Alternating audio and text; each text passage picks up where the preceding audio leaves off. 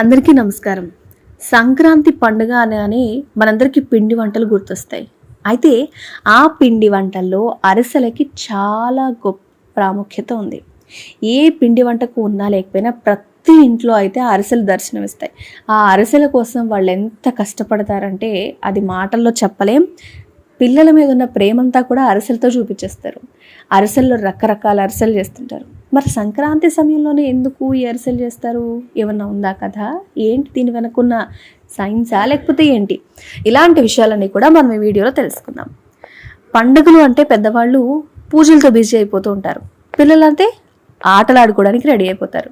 కానీ ఈ సంక్రాంతి పండుగ మాత్రం చిన్నవాళ్ళు పెద్దవాళ్ళు అనే తేడా లేకుండా చాలామంది ఇష్టపడే ఒక విషయం ఏంటంటే అది అరిసెలనే చెప్పాలి. ఏ పండుగలో కూడా ఈ అరిసెలు కనిపించవు, కానీ సంక్రాంతికి మాత్రం కంపల్సరీగా గుర్తొస్తాయి. సంక్రాంతి అంటే పంటల పండుగ అని చెప్తుంటారు కదా. ఆ సమయంలో పంట పండి చేతికి ధాన్యం వస్తుంది. కానీ ఈ చేతికి వచ్చిన ధాన్యాన్ని వాడుకోవడం అంటే అప్పటికప్పుడు కుదరదు. కాబట్టి కొత్త బియ్యం జీర్ణం కాదని చెప్తారు. అయితే దాన్ని తినటం వల్ల కడుపు నొప్పి కూడా వస్తుంది అని చెప్తారు. అదే మార్కెట్లోకి వచ్చే బెల్లం పరిస్థితి కూడా అలాగే ఉంటుంది. అందుకే ఏం చేస్తారంటే కొత్త బియ్యం దంచి దానికి కొత్త బెల్లం వేస్తే అరిసెలు చేసుకుంటారు. ఇక ఈ బియ్యాన్ని దంచడం వల్ల బెల్లం ముదురుపాకం పట్టడం వల్ల ఇవి ఎలాంటి అరుగుదలకి ఇబ్బంది కలిగించవు అనేది మన పూర్వీకులు ఎప్పటి నుంచో నమ్మి వాటిని దాచుకునే ఒక పద్ధతే ఈ అరిసెలు చేసుకోవడం అనేది ఒక సంప్రదాయంగా వచ్చేసింది.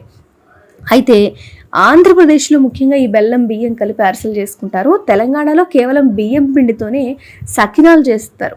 ఈ సకినాలు అనేవి ఎక్కువ నూనె పీల్చకుండా ముందుగా వీటిని ఎండబెట్టి చేస్తారు.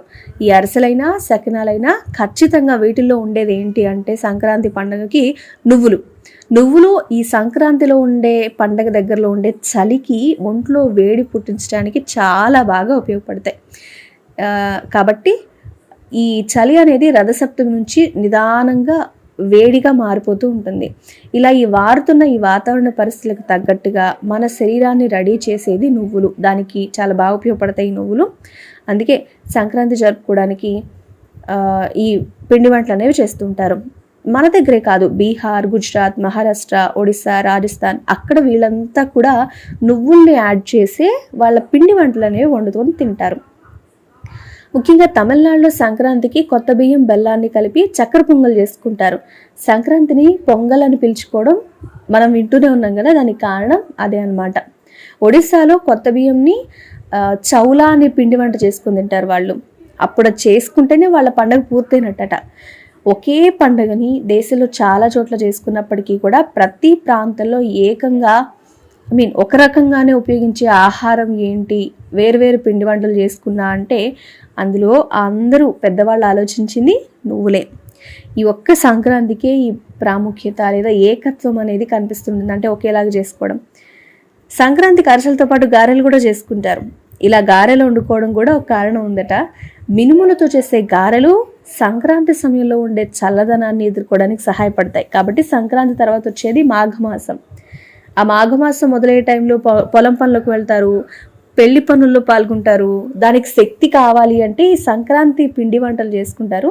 ఇది మొత్తానికి సంక్రాంతి సమయంలో రాబోయే టైంకి ఎలాంటి శక్తి కావాలని పండుగ రోజు ప్రసాదాలు నైవేద్యాలను మనం వేరే పండుగలకు ఎలా చేసుకుంటామో సంక్రాంతికి అరిసెలు, లేదా అంటే నువ్వులతో చేసే ఎలాంటి వంటకమైనా సరే దీనికి ఉన్న ప్రాముఖ్యత ఇది. కాబట్టి మీరు కూడా ఈ సంక్రాంతికి అరిసెలు రుచి చూస్తున్నారు కదా, అందులో కూడా నువ్వులు వేసి చేసిన అరిసెలు మాత్రమే. ఈ వీడియో కనుక మీకు నచ్చినట్లయితే లైక్ చేయండి, షేర్ చేయండి, మా ఛానల్ని సబ్స్క్రైబ్ చేసుకోండి.